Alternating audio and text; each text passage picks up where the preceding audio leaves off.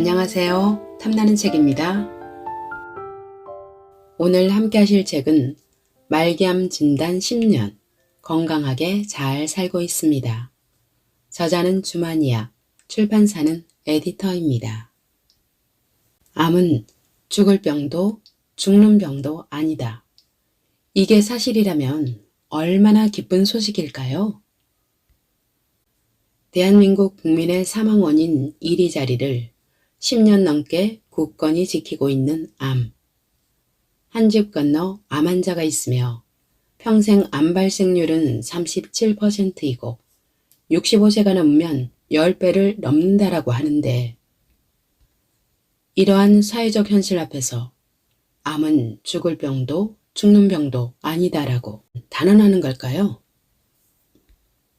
다발성 전이 말기암으로 시한부 6개월을 선고받았지만 이를 극복하고 10년째 건강하게 잘 살고 있으며 암치유 전도사로 활동하고 있는 저자 주마니아는 암치유요법으로 자연치유를 권하고 있는데요. 그중 운동은 어떤 값비싼 치료나 항암, 방사선 치료보다 훨씬 더 강력한 항암제라고 말합니다.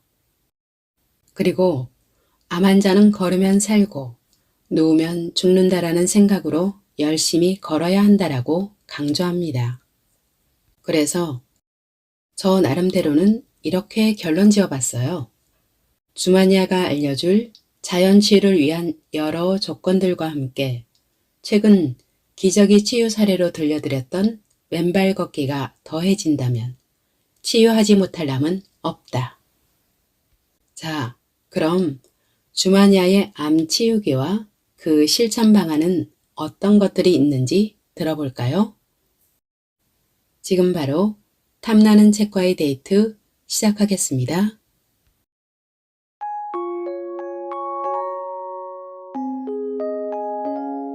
어느 날 나는 암 환자가 되었다. 2011년 봄 무렵, 이따금 깊은 숨을 쉴 때면 가슴 깊은 곳에서 묵직한 통증이 느껴졌습니다. 통증은 이후에도 가끔 찾아왔지만 잠깐 그러다 사라지곤 해서 그냥 그럴 때가 있나 보다 싶었습니다. 그러다 그해 12월 어느 날 집에서 식사를 하는데 이상하게 밥이 목구멍으로 넘어가지 않았습니다. 그리고 갑자기 난생 처음 겪어보는 답답함이 느껴졌습니다. 왜 이러지? 왜 이러지? 너무 답답해서 샤워를 하면 좀 나을까 싶어 급히 욕실로 들어갔지만 그대로 주저앉고 말았습니다. 어깨와 등, 허리, 옆구리에서 느껴지는 가공할 통증, 이것이 제가 느낀 암의 강렬한 첫 느낌이었습니다. 2012년 3월 중순, 집 근처 대형 병원 정형외과에 예약을 잡았습니다. 의사는 우선 뼈 스캔 검사부터 해보자고 했습니다. 그리고 결과를 보던 의사가 눈이 휘둥그레지며 외쳤습니다. 이게 뭐야? 사진상으로만 보면 딱 말기암 환자 사진이라는 것이었습니다. 게다가 이렇게 심한 경우는 처음 본다면서 의사는 당장 MRI를 찍자고 했습니다. 자, 여기 이렇게 신장엔 큰 종양이 보이고 그리고 척추뼈 여러 군데에 MRI 촬영을 복부만 했기 때문에 확인할 수 있는 건 그 정도였습니다. 하지만 의사는 뼈 스캔한 사진상으론 목뼈에서 꼬리뼈까지, 가슴, 오른쪽 어깨, 양쪽 갈비뼈, 양쪽 골반, 무릎, 발목에도 병변이 있다고 말해주었습니다. 지난 3개월 그렇게 아팠던 이유가 근육, 근막의 문제도 신경의 문제도 아닌 암 때문이라는 걸 아는 순간 제 인생의 TV 모드를 누가 딱 꺼버리는 것 같았습니다. 아산병원으로 옮겼고 최종 진단 결과 제게 내려진 병명은 다발성 전이 신장암이었습니다. 전이된 암의 수가 최소 10군데 이상은 된다고 말했습니다. 얼마나 남았을까요? 살면서 이런 질문을 하게 될 줄은 상상도 못했는데 제가 그러고 있었습니다. 완치는 불가능합니다.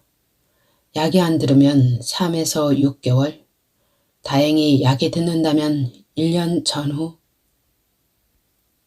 의사는 안타깝게도 뼈에는 이 약이 잘 안 듣는다라면서 친절히 설명을 덧붙였습니다. 그렇다고 아무것도 안 하고 죽음만 기다릴 수는 없었습니다. 폭풍 검색으로 암 환자들의 인터넷 카페를 찾아냈습니다. 결과는 멘붕 그 자체였습니다. 거기 모인 사람들이 믿어 의심치 않는 공유하는 하나의 진실은 암 환자는 죽는다는 사실입니다. 모두들 죽음을 전제로 궁금한 내용을 묻고 답을 하고 있었습니다. 그곳에선 암은 곧 죽음이라는 전제 아래 어떻게 하면 조금이라도 고통을 줄일 것인지를 말하고 어떻게 하면 생명을 한두 달이라도 연장할지를 궁리하고 있었습니다. 누군가 자연치유에 대한 글을 올리면 근거 없는 내용으로 환자들을 혼란스럽게 한다고 득달같이 달려들어 비난하며 물어뜯기 바빴습니다. 저는 일반적인 사람들처럼 암은 죽음이라 믿고 무력하게 죽을 준비만 할 수는 없었습니다. 그럴 수가 없었습니다. 사랑하는 가족을 두고 그대로 떠날 수는 없기 때문입니다. 처음 암 진단 당시 나를 살릴 방법이 사실상 없다는 주치의의 말을 듣고 환자인 제가 할 수 있는 일은 자연 치유에 대한 공부밖에 없었습니다. 생리학을 기반으로 우리 몸에 대해 공부하면서 많은 치유 사례들과 그 공통점을 알게 되었고 자연 치유 메커니즘을 이해할 수 있었습니다. 암 덩어리는 어떤 원인에 의한 결과일 뿐 암 덩어리 그 자체가 원인이 아니라는 사실을. 그래서 생긴 암을 의사가 완벽하게 없애줄 수 있을지 모르지만 그것이 암 치유를 의미하는 건 아니란 사실도 알게 되었습니다. 원인은 그대로 남아있기 때문에 얼마 안가 재발을 피할 수 없게 된다는 사실을. 그 원인은 나만이 없앨 수 있고 따라서 암은 누가 낫게 해주는 병이 아니라는 사실을 말입니다. 방사선 치료를 거부하고 항암 치료를 끊을 때 가족들의 반대가 극심했습니다. 네가 알면 얼마나 안다고. 그냥 의사 말 들어. 암 진단 후 자연 치유를 선택한 저에게 주변 사람들이 하는 제가 가장 많이 들었던 충고의 말들입니다. 행여 제가 잘못된 선택을 한 건 아닌지 아마도 불안했을 겁니다. 물론 저는 의사보다 똑똑하지 않습니다. 하지만 의사의 그 똑똑함이 저에게 치유를 가져다 주지 못한다는 것을 저는 알고 있었습니다. 의사는 제게 살 수 없다고 확인해 주었습니다. 하지만 자연 치유는 저에게 근본적 치유의 가능성을 보여주었기에 검증된 죽음인 생명 연장만을 추구하는 병원 치료에 기웃거릴 이유가 없었습니다. 그런 이유로 저는 자연 치유를 선택한 것입니다. 물론 병원도 이용하지만 저의 치병에서 그건 메인이 아니라 서부의 개념이었습니다. 자연치유는 현대의학에 기대지 않고 자연적인 어떤 걸 먹고 저절로 낫는 게 아닙니다. 이 세상에 저절로는 없습니다. 우리 몸에서 자연치유가 이루어지기 위해서는 먼저 어떤 조건들이 필요한지를 이해해야 합니다. 그 조건들을 충족시킬 다양한 방법론에 대한 지식도 있어야 하고 그러한 치유 조건을 달성할 만큼 꾸준히 실천하겠다는 의지도 필요합니다. 치유 노력에 집중하기 위해 오래전부터 제 삶의 바탕이 되었던 것들과 절연하고 저는 집을 떠나 오대산으로 향했습니다. 저에게 암을 가져온 물리적, 관계적 공간에서 완전히 벗어나 보다 좋은 환경에서 오직 치병에만 집중할 필요를 느꼈기 때문입니다. 오대산에 있는 동안 인근 월정사에도 여러 번 방문했습니다. 아름다운 절 월정사. 특히 진입로에 있는 전나무 숲길은 걷는 것만으로도 치유의 기운이 그대로 느껴지는 곳이었습니다. 청량감이 있는 음이온 가득한 물 흐르는 소리를 들으며 그곳을 맨발로 걷는 건 그 자체로 강력한 치유제였습니다. 초반에는 주로 누워서 지냈습니다. 운동하고 녹 좀 만들어 마시고 풍욕하고 명상하는 일 외에는 누워있을 수밖에 없었습니다. 통증도 통증이지만 온몸을 파고드는 극심한 피로감은 좀처럼 풀릴 기미가 안 보였습니다. 제 몸속 세포들의 미토콘드리아가 다 망가져 있던 것입니다. 암 환자들이 공통적으로 느끼는 심한 피로감은 그 때문일 것입니다. 그런데 어느 날인가부터 조금씩 그러나 근본적인 변화가 일어나고 있음을 깨달았습니다. 오대산에 들어간 지 한 달 반쯤 지나서 통증이 줄어들기 시작하고 석 달째가 되자 아침에 눈을 뜰 때마다 가벼워진 몸의 상태를 느낄 수 있었습니다. 묵직하고 깊은 피로감은 온데간데 없이 사라지고 날아갈 듯한 기분이 되는 것입니다. 저는 평생 이런 개운함을 느껴본 적이 없었습니다.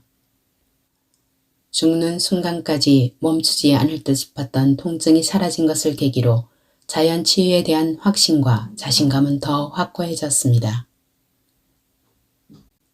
오대산에서 전업치병하고 완전하지는 않지만 일상생활이 가능할 정도로 회복되어 그해 11월에는 암진단 8개월 만에 회사에 복직할 수 있었습니다.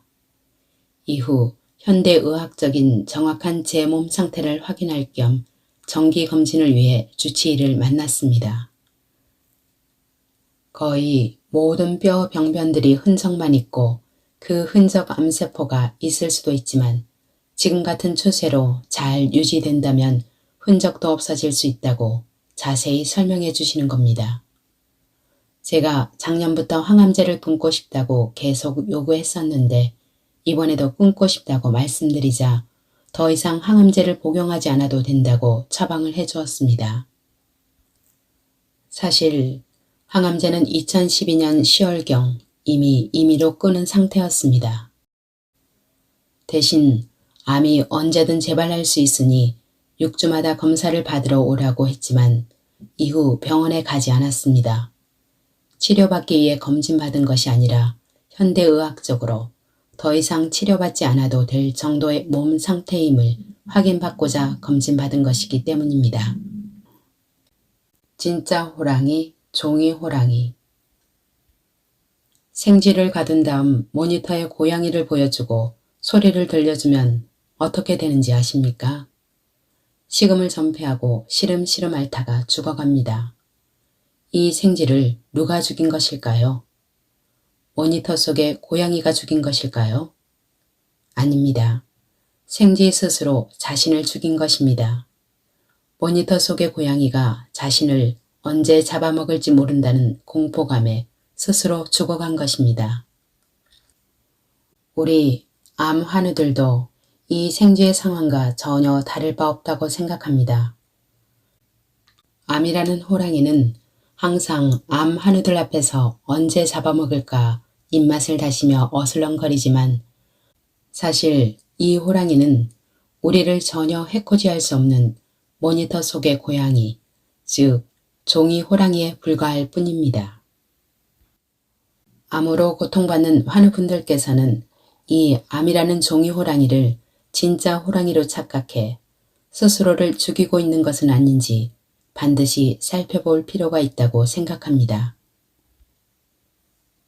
암의 원인은 셀 수 없이 많지만 기본적으로 암은 과로와 더불어 지속적인 스트레스의 누적이 우리 몸의 자율신경 체계에 이상을 일으켜 세포대사 체계를 망가뜨리고 이에 수반되는 염증과 지속적인 저산소, 저체온, 고혈당의 내부 환경이 우리 몸의 암에 대한 방어체계의 붕괴를 초래해 생깁니다.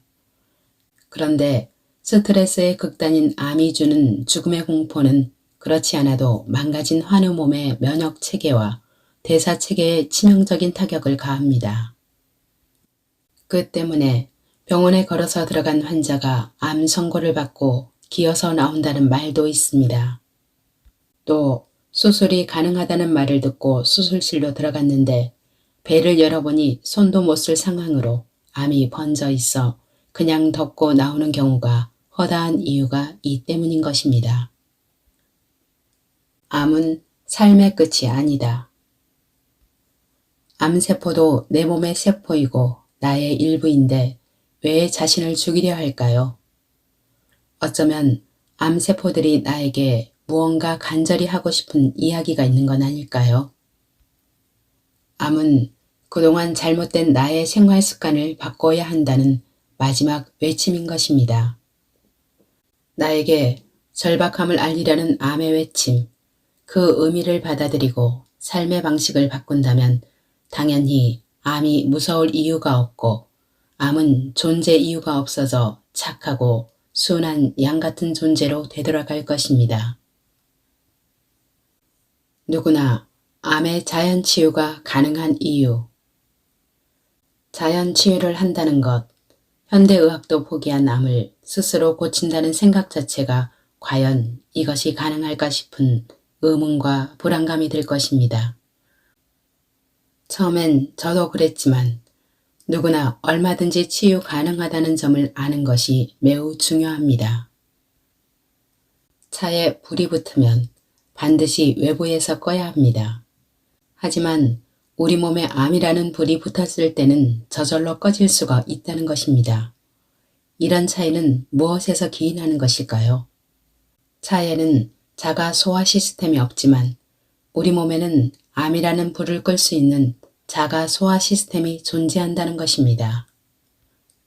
다만 암이라는 불을 끌 수 있는 우리 몸의 자가 소화 시스템은 아무 때나 작동하는 것이 아니라 작동하기 위한 조건이 갖춰져 있어야 한다는 사실입니다.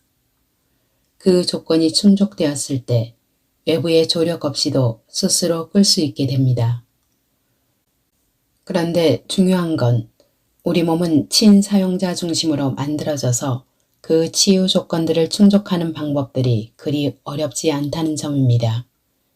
이것이 저를 비롯하여 누구나 자연 치유를 이룰 수 있다고 말하는 이유입니다. 상처가 났을 때 시간이 지나면 상처가 아무는 것을 사람들은 당연히 여깁니다. 하지만 이는 당연한 것이 아닙니다. 상처 회복 메커니즘이 작동하는 건강한 사람에게는 상처가 나는 것이 당연하지만 당뇨병 환자의 경우 발에 생긴 작은 상처가 아물지 않아 당뇨 발이 되고 심하면 발을 잘라내는 경우가 비일비재합니다. 어떤 치료나 어떤 약을 써도 궁극적으로 이를 막지는 못합니다. 상처가 아무는 것은 약이나 치료를 통해 이루어지는 것이 아니라 우리 몸에 상처 치유 조건이 충족될 때만 가능한 일이기 때문입니다. 마찬가지로 우리 몸에서는 매일매일 암세포가 생기지만 건강할 때는 생기는 족족 없애왔기 때문에 환자가 되지 않았던 것입니다. 암 환자가 된 것은 이렇게 암세포가 생기는 족족 없애는 우리 몸의 다양한 암에 대한 방어체계가 건강성이 무너지면서 작동 불능 상태가 되었기 때문입니다. 암에 대한 방어체계를 다시 세우지 않고는 병원에서 어떤 치료, 약에만 의존할 때 일시적으로는 가능할지 모르지만 궁극적으로는 암의 진행을 막을 수 없습니다. 오직 우리 몸에 내재된 암에 대한 방어체계의 복원을 통해서만 근본적으로 막을 수 있는 것입니다.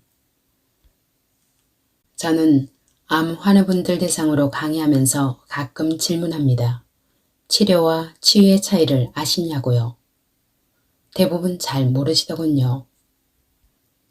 질병을 낫게 한다는 사전적인 의미는 비슷하지만 치료는 증상을 없애는 것이고 치유는 원인을 없애는 것입니다.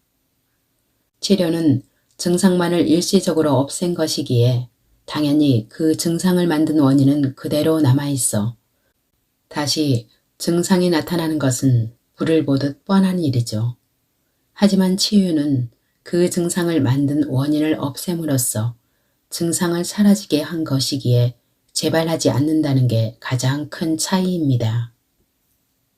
현대의학과 병원은 어디에 해당할까요?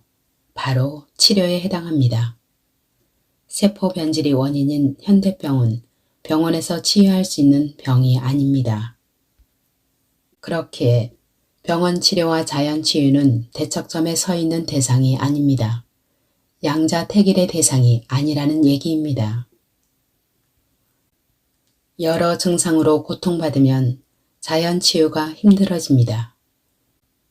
현대의학을 통해 그 증상을 없애면 원인을 없애는 자연 치유 노력에 집중할 수 있어 근본적인 치유를 이루는 데 도움이 됩니다.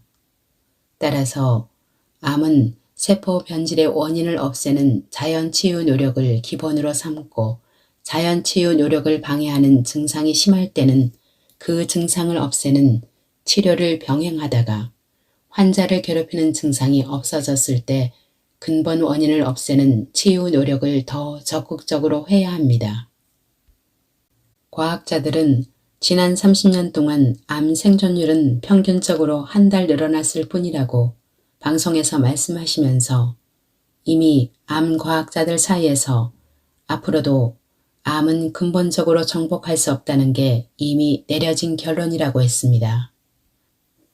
진행 중인 암은 보이지는 않지만 몸 여기저기 이미 침범해 있기 때문에 재발하는 건 시간 문제일 뿐 불문가지로 봅니다. 항암제는 암세포를 일부 없앨 수는 있으나 전부 없앨 수는 없기 때문입니다. 설령 전부 없앤다 해도 원인은 그대로 있기에 재발을 막을 수는 없습니다. 어차피 건강한 사람도 이상세포는 계속 생깁니다. 의사 입장에서 내린 결론은 암 치료는 해도 죽고 안 해도 죽는다입니다. 항암과 방사선 치료는 절대 내가 앓고 있는 암이라는 병을 근본적으로 고쳐주는 치료가 아닙니다. 그렇게 믿고 의지하며 방심하는 순간 게임은 끝나는 것입니다. 거의 패턴입니다. 암 초기에 발견해 수술과 항암, 방사선 치료받고 병원에서 완치됐으니 예전처럼 생활하세요 라는 말에 다 나은 것으로 믿고 생활하다가 1년에서 3년 후 어디가 아파서 검사해보니 재발했다는 것입니다. 암 자체는 결과이지 원인이 아니기 때문에 암을 잘라내고 태워 없애버린다 해서 암이 치유될 리 없습니다. 고장난 수도꼭지는 그냥 둔 채 바닥에 흥건한 물을 완벽하게 닦아냈다고 해서 이젠 물 찰 일이 없을 거라고 생각한다면 어리석기 짝이 없는 노릇입니다. 심리적으로 받아들이기가 정말 어렵다면 항암과 방사선 치료를 하되 끝까지 가선 안 된다는 점만은 분명히 알고 있어야 합니다. 야구 경기에 비유한다면 현대의학적 치료에 나를 맡겼을 때 경기는 끝나지 않습니다. 경기에서 지거나 연장전에 들어갑니다. 항암제가 암을 치유할 수 없다는 건 확정된 사실입니다. 하면 할수록 효과는 없고 부작용은 커집니다. 종국엔 적어도 9회 말 마무리는 내 면역력과 치유력으로 해결해야 이 지긋지긋한 암을 끝낼 수 있습니다. 치유 청사진이 수립되기 전까지는 항암과 방사선 치료를 최소한만 하는 것으로 잘 설득해서 의사와 타협하세요. 그리고 최선을 다해 자연 치유 노력을 하면서 병의 진행을 막고 병원에서 경과 관찰하는 게 최선은 아니지만 현실적으로 선택할 수 있는 차선이 아닌가 생각됩니다. 자연치유 현상이 일어나기 위한 조건들.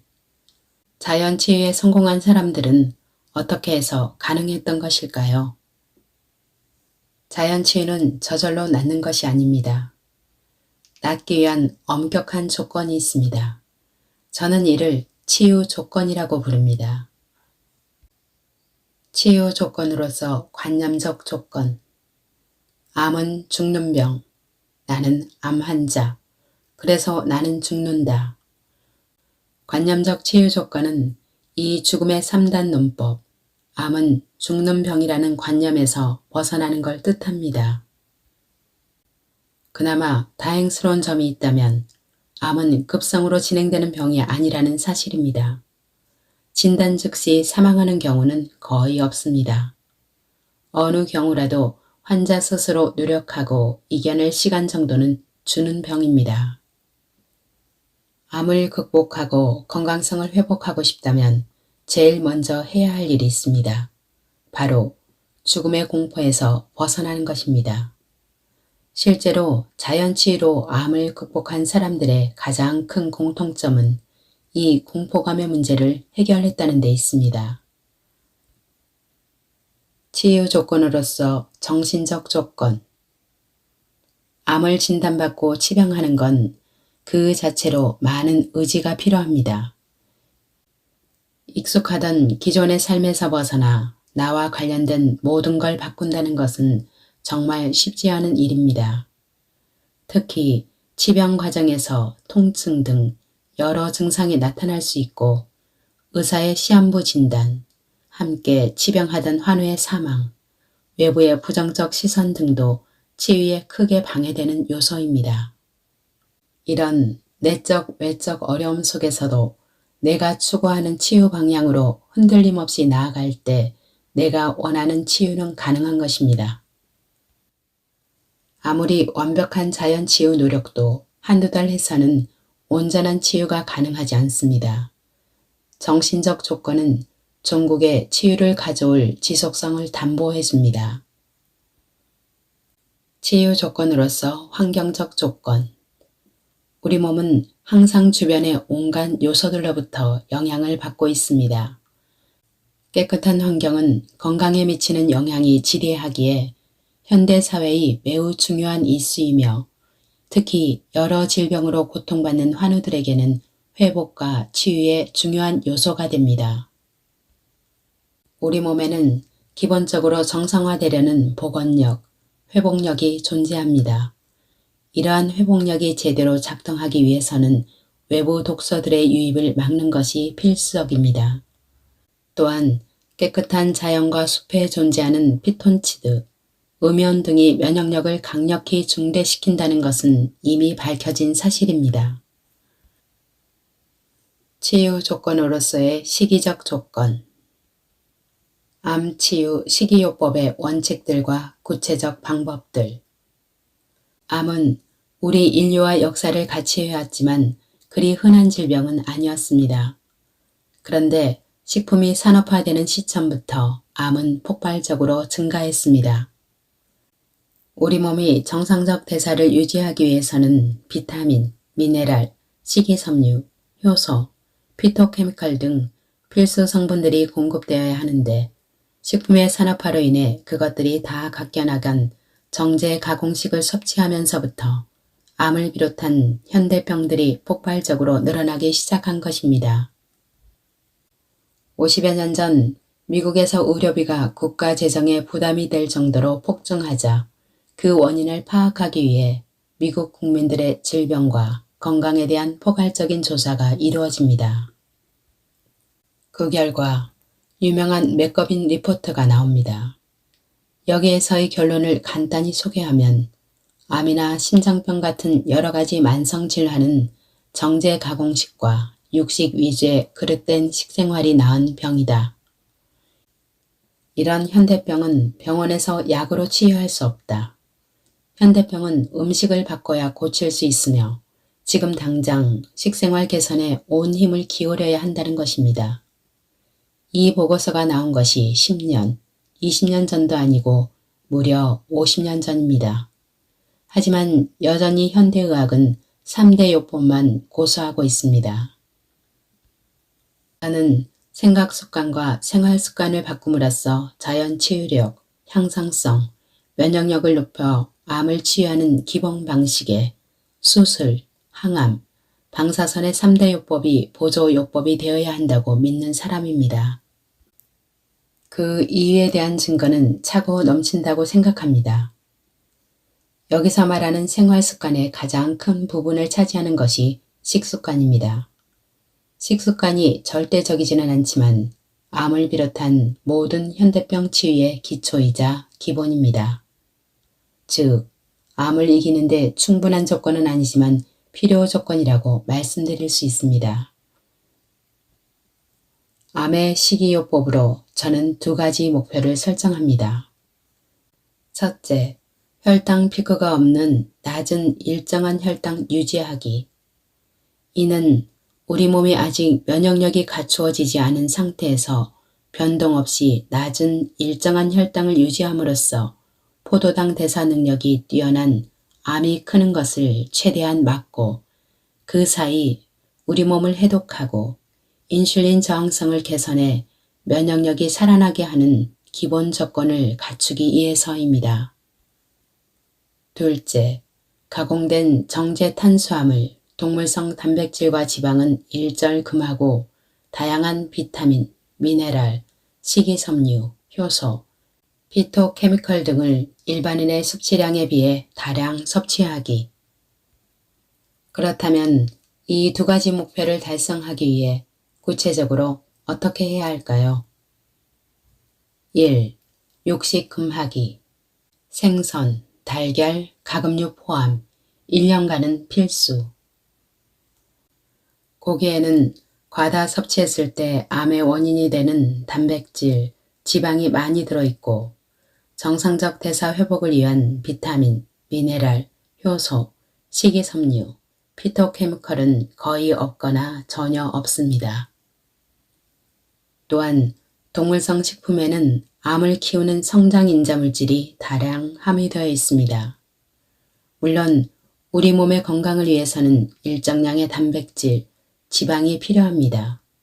하지만 현미와 과일, 채소에도 다 들어있으며 특히 콩과 식물성 음식으로도 충분히 가능합니다. 병원에서 치료를 포기한 사람 중 장기 생존자들의 생활 패턴을 조사한 캐나다의 한 논문에 따르면 완전 채식이 80% 이상이었습니다. 2. 정제 탄수화물 금하기.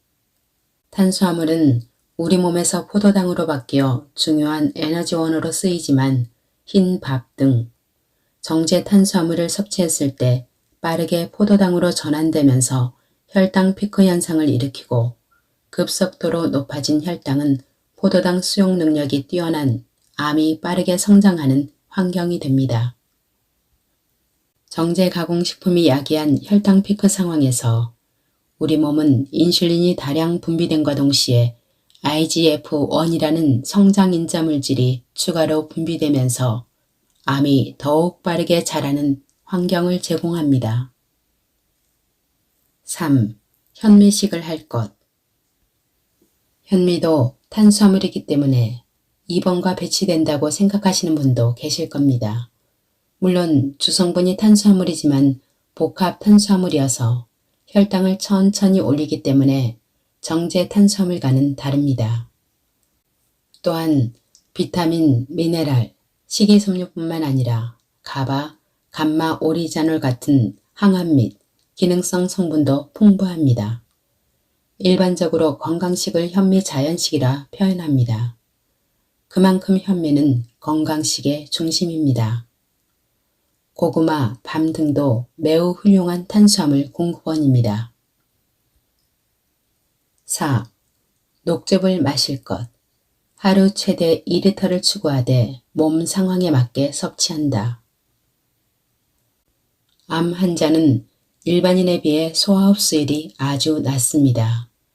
따라서 먹더라도 흡수율이 낮다면 아무리 좋은 음식이라도 효용성이 크게 떨어집니다. 이 때문에 순수한 비타민, 미네랄, 각종 효소, 다양한 피토케미컬 등을 충분히 섭취하기 위해서는 불용성 섬유질을 제거한 순수 진액인 즙 형태로 드셔야 하는 것입니다. 같은 양의 채소를 섭취했을 때는 불용성 섬유질을 제거한 즙 형태로 먹을 경우 소화기관에 부담을 주지 않으면서도 흡수율은 4배 가까이 높아집니다. 이는 같은 양의 채소를 먹더라도 즙 형태로 섭취하면 소모성 질환인 암 환자들이 소화 흡수하는 데 에너지를 최소한으로 쓰면서도 훨씬 많은 유효 성분들을 섭취할 수 있다는 의미입니다. 암 환자들뿐만 아니라 현대인에게도 필요한 각종 영양소를 가장 빠르게 섭취하는 방법입니다. 또한 섬유질도 혈당 피크를 막아주고 장 건강에 필수적이기에 식사를 할 때 생채소, 현미, 껍질째 먹는 과일 등을 통해 충분히 공급해 주어야 합니다. 우리 면역의 70%를 장이 관장하는데 장 건강의 핵심은 세균 총의 균형에 있고 그 균형을 이루기 위해서는 유산균의 먹이인 섬유질을 꼭 섭취해야 합니다. 5. 암에 좋다는 특정 음식 과용하지 않기. 자연치유는 건강성을 회복하려는 노력입니다. 식이에서 건강성 회복을 위한 중요한 조건은 필요 영양소들의 균형이지 특정 성분의 과잉에서 오는 것이 아닙니다. 미세 영양소들은 상호 영향을 받으며 팀플레이를 하기 때문에 균형이 핵심입니다. 편중된 식사는 이 균형을 깨기 쉽습니다. 기본적으로 음식은 약이 아닙니다. 알아야 할 것은 특정 음식이나 성분이 암에서 우리를 절대 구할 수는 없다는 사실입니다. 제 경우엔 주변에서 암에 좋다는 음식을 소문 듣고 준비해 오시면 거부하지 않았습니다. 다만 균형 잡힌 식이 바탕 위에서 하루 3번 먹는 것은 하루 1번, 하루 1번 복용은 격일로 먹었습니다. 미세 영양소들은 단독으로 작용하는 것이 아니라 팀플레이를 합니다. 특정 성분의 과다 섭취는 이러한 균형을 깨기 쉽습니다. 그래서 온전한 치유 시기를 할 때는 이렇게 정량보다 줄여 먹는 것이 좋습니다. 우리가 식사하는 가장 기본적인 이유는 에너지를 얻기 위함입니다. 에너지가 있어야 나의 일상활동과 체내 생명활동이 가능하니 생존을 위해서는 필수적입니다. 그런데 건강과 치유의 입장에서 보면 식사는 단순히 에너지를 얻기 위한 과정만이 아닙니다. 치유 시기의 본질은 필요한 에너지를 충분히 얻는 식사 과정에서 우리 몸이 건강성을 유지하기 위한 정상적 대사활동에 빠져서는 안 될 필수 아미노산, 필수 지방산, 여러 비타민과 미네랄, 식이섬유, 각종 효소, 다양한 피토케미컬 등이 충분히 공급받고 식사 과정에서 우리 몸을 병들게 하는 색소를 비롯한 각종 첨가물, 정제 설탕과 정제 소금, 트랜스 지방 등 나쁜 지방, 방부제, 독소 등은 철저히 배제된 식사를 하는 것이라고 정리할 수 있습니다. 암 치유 식이요법을 논하기 전에 지켜야 할 것들. 그 첫 번째가 바로 다작입니다. 사실 뭘 먹느냐보다 많이 씹는 게 훨씬 중요합니다. 아무리 좋은 것도 대충 씹어 먹으면 세포에는 독이 되는 경우가 많습니다. 과식이 나쁜 것은 과도하게 체내 효소를 낭비하게 하고 처리 과정에서 다량의 활성산소와 장에서 음식물이 썩으면서 다량의 독소와 노폐물이 나오기 때문인데 소식할지라도 대충 씹어먹으면 장에서 흡수될 만큼 화학적, 물리적으로 처리되지 못해 비슷한 현상이 나타납니다. 또한 우리 몸 기초대사에 쓰이는 에너지의 가장 큰 부분이 소화와 흡수입니다. 우리가 생각하는 것보다 엄청난 에너지가 먹은 것을 처리하는 데 쓰인다는 말이지요.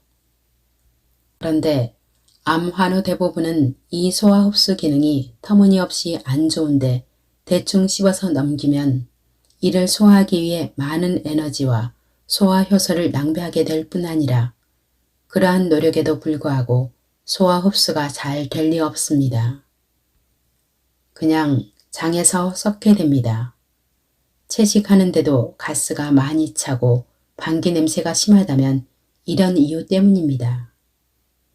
암 환자는 소화 흡수에 쓰는 에너지를 최소화하여 남은 에너지를 내 몸의 자연 치유력에 쓰이도록 해야 합니다. 그러기 위해서는 암 환자에게 가장 필요한 영양소가 함유된 음식들을 입에서 물리적 소화를 다 끝낸다는 생각으로 다작하여 드셔야 합니다. TV 교양 프로그램 생로병사의 비밀, 소식 다작 편에 따르면 100번 정도 씹었을 때 나오는 타액이 소화에 가장 적정한 산도 pH의 6.8이 된다고 합니다. 이것은 암 환자에게 엄청나게 중요한 사항입니다. 그리고 혈당 피크 없는 식사의 핵심 사항이기도 합니다.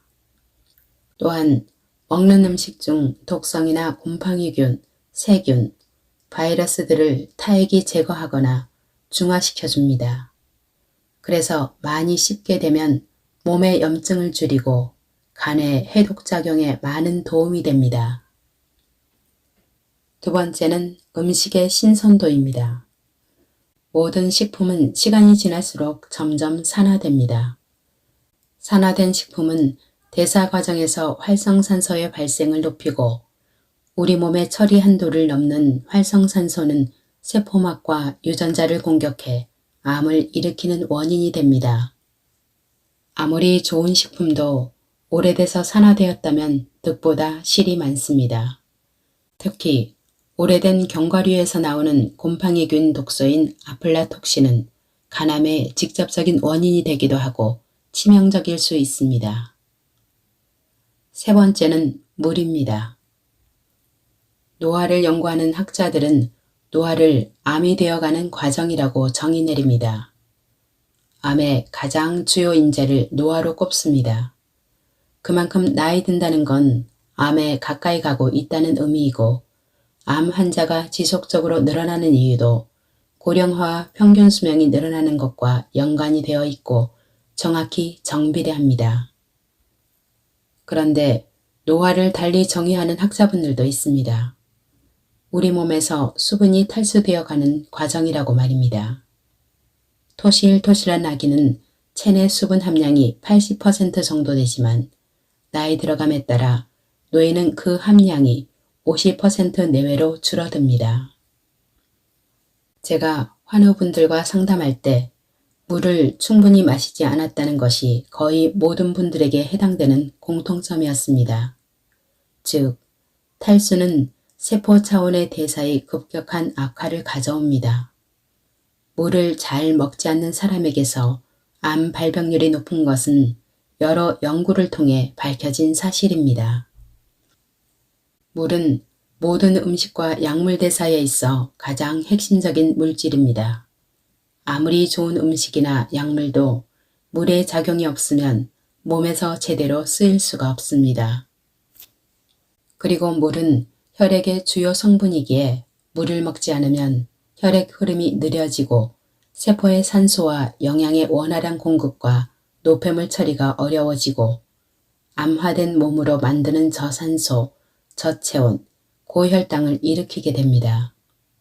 혈당 피크 없는 식사를 할 때 그 효과를 충분히 보려면 충분한 수분 섭취가 기본입니다. 한 가지 주의할 점은 카페인이 함유된 음료나 차는 물로 기능하는 게 아니라 이뇨제로 기능하기에 마신 양의 2배의 물을 먹어야 본전이 된다는 점을 명심하셔야 합니다. 녹차도 마찬가지입니다. 물은 가급적 따뜻한 물을 드시고 적어도 미지근한 물로 드셔야 합니다. 식사할 때 1시간 가까이 되도록 많이 씹고 물을 2리터 이상 충분히 마시고 계신가요? 그렇지 않다면 다작과 물의 중요성을 알고 있는 게 아닙니다. 정상인은 몰라도 암 환자에게 실천하지 않는 지식은 알아도 아는 게 아닙니다.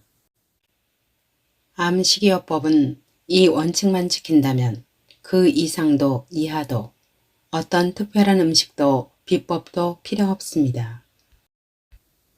암치유 운동의 원칙. 인간은 동물입니다. 동물은 움직이지 않으면 모든 세포들의 기능이 급속히 쇠퇴합니다. 운동을 하면 혈당이 떨어지고 체온이 올라가며 혈류가 활발해지면 산소 포화도가 올라갑니다. 운동은 우리 몸을 암화된 몸으로 만드는 저산소, 저체온, 고혈당 상태를 일거에 해소하는 도깨비 방망이와도 같습니다. 많은 암 치유 사례를 살펴보면서 식이요법을 안 하고 치유되는 경우는 봤어도 운동하지 않고 치유되는 경우는 보지 못했습니다. 지금 유럽에서는 운동을 지금까지 수술로 회복이나 몸의 기능 향상이라는 이유에서 벗어나 항암제로서의 운동을 임상 중에 있습니다. 결과는 안 봐도 뻔합니다. 운동은 항암제입니다. 운동은 여러분이 받고 있는 어떤 값비싼 치료나 항암, 방사선 치료보다 훨씬 더 강력한 암 치료 및 치유 역할을 하며 이것이야말로 부작용과 내성 없는 진정한 항암제입니다. 운동과 암의 관계를 밝혀낸 각종 논문을 살펴보면 암 환자의 운동 시간에 따른 재발률과 생존율에 엄청난 차이가 이를 말해줍니다. 저는 운동이 암 치유에서 핵심적인 역할을 한다는 것을 알기에 복용 정량의 서너 배나 되는 마약 진통제로도 통제가 안 되는, 특히 움직일 때마다 참을 수 없게 다가오는 암 통증 가운데 가장 참기 힘들다는 척추 전이암 상태에서 척추로 가는 압력을 최소화하기 위해 복대 차고 쌍지팡이 짚고 발을 질질 끌면서도 운동을 빼먹지 않았습니다. 암 환우 운동의 주 목적은 몸의 대사 활성화에 있습니다. 대사 활성화를 위해서는 고강도의 운동은 피합니다. 암 환우 운동의 원칙은 자신에게 무리가 되지 않는 중강도 이하의 범위 내에서 최대한 오래 하는 것입니다. 제 경우엔 전업치병 때 뼈 통증이 사라진 이후에는 4시간 이상 했습니다. 고강도 운동은 우리가 알고 있는 것과 달리 오히려 건강에 해가 됩니다. 체육인의 수명은 언론인과 함께 가장 짧은 직군에 속합니다. 왜냐하면 고강도 운동 후 면역력 감소 현상과 과도한 활성산소가 발생하기 때문입니다. 실제로 검사해보면 고강도 운동 후 면역력이 급격히 떨어지는 걸 알 수 있습니다. 하지만 중강도나 저강도 운동 후 검사에서는 면역력이 훨씬 더 강화된 것으로 실험 결과가 나옵니다. 그리고 고강도 운동은 많은 산소를 짧은 시간에 사용하게 되는데 대사 과정에서 우리 몸의 처리 한도를 넘는 많은 활성산소가 나오고 그 활성산소가 세포막과 유전자를 공격해 면역력을 악화시키고 암을 발생시킵니다. 저는 암 치료 후 건강을 되찾고 회복된 것을 자신하여 마라톤 운동을 자주 하시던 환우분이 급격히 건강이 나빠져 돌아가시는 걸 지켜봤습니다. 암 환우에게 고난이도의 등산, 마라톤 등 고강도 운동은 바람직하지 않습니다. 암 환우는 조금 빠른 걷기 수준의 중강도 운동을 가능한 오래 함으로써 몸의 대사 기능 향상과 혈액순환을 강화시켜 저산소, 저체온, 고혈당에 암화된 몸 상태를 개선해 나가야 합니다. 거기에 추가하자면 낮은 혈당 유지와 우리 몸의 열 생산에 필수적인 근육 강화를 위해 시간 나는 대로 스쿼트 운동을 해줌으로써 우리 몸의 근육 중 건강과 관련하여 가장 중요한 허벅지 근육을 포함해 60%를 차지하는 다리 근육을 강화시켜야 합니다. 그리고 세포 차원에서 저산소를 개선하는 핵심, 모세혈관을 풍부하게 되살리는 스트레칭도 반드시 해야 하는 운동입니다. 많이 운동할수록 암은 내 몸에서 존재 이유를 찾지 못하게 됩니다. 암 치유의 핵심 중 핵심은 바로 운동입니다. 특히 식사 후 걷는 것이 매우 중요합니다. 암 환자는 걸으면 살고 누우면 죽는다는 생각으로 열심히 걸어야 합니다. 고치지 못한 습관이 있을 뿐 불치병은 없다. 제가 이 책을 통해 암 환우분들께 드리고자 하는 궁극적 메시지는 얼마든지 치유될 수 있다는 자신감입니다. 우리 몸이 덩어리진 남도 녹여버릴 암에 대한 완벽한 방어 체계를 가지고 있음을 이해하는 것이 제대로 된 자연 치유의 출발이자 전제가 됩니다. 제가 자연 치유를 매개로 소통하는 창구는 주로 주마니아 강의와 블로그 및 카페입니다. 글과 강의를 통해 지식과 정보를 전달하는 것까지는 쉬울 수 있지만 누군가의 생각을 바꾼다는 건 결코 쉽지 않은 일입니다. 그러나 자연 치유에 있어서는 생각을 바꾸는 것이야말로 무엇보다 중요한 출발점이 될 수 있습니다. 결국 치유를 결정하는 것은 얼마나 완벽하고 좋은 방법론을 실천하느냐가 아니라 자연 치유라는 개념과 본질을 얼마나 내재화한 사람이 되느냐에 달려 있습니다. 즉, 방법론이 핵심이 아니라 방법론을 실천하는 사람이 핵심인 것입니다. 히포크라테스도 말하지 않았던가요? 불치병은 없다.